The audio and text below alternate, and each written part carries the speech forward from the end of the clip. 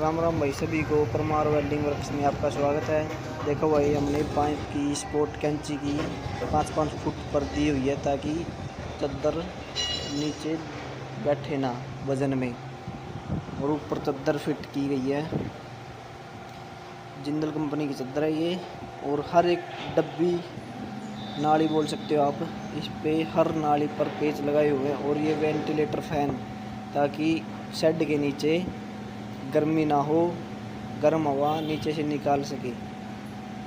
और जिस भाई को लगवाना हो तो आप हमसे संपर्क कर सकते हैं। पूरी वीडियो की जानकारी हमारे YouTube चैनल पर मिल जाएगी आपको, जिसका लिंक बायो में दिया हुआ है।